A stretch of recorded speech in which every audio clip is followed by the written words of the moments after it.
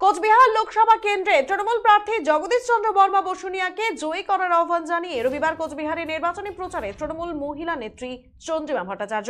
এদিন তিনি আসেন কোচবিহার জেলা তৃণমূল কংগ্রেস কার্যালয়ে এবং সেখানে তিনি এসে কোচবিহারের বিভিন্ন বাড়িতে যান এবং সেখানে প্রত্যেকটি বাড়ির পরিবারে তৃণমূল কংগ্রেসের ভোট প্রচারের লিফলেট তুলে দেন বাড়ির সদস্যদের হাতে।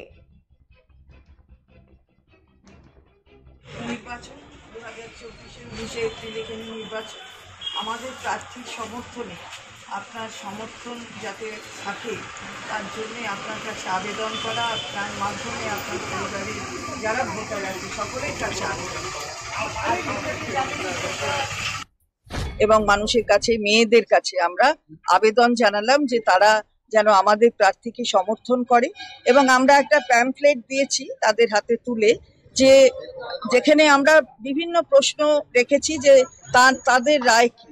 যেমন বহিরাগত, মানে আমরা বলতে চাইছি বারবার যারা বাংলাকে বঞ্চিত করে তারা বহিরাগত মানে কোনো প্রাদেশিক কোনো বিভাজন আমরা করতে চাই না।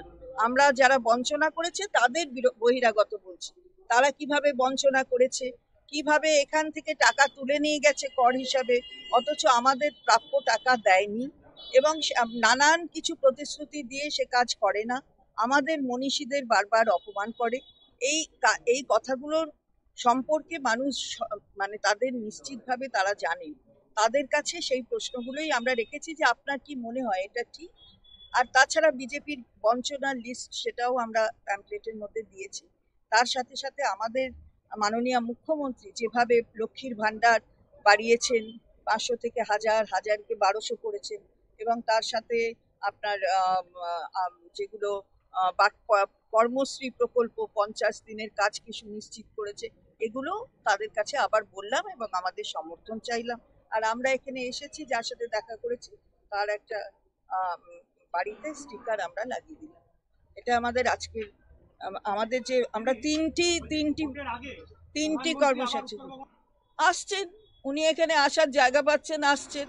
উনি আবার আমাদের কোথাও যেতে হলে সেখানে যাওয়া যাতে বাধাপ্রাপ্ত হয় সেটা ওনার দল দেখে, কিন্তু আমরা তো গণতন্ত্র মানি। উনি আসছেন।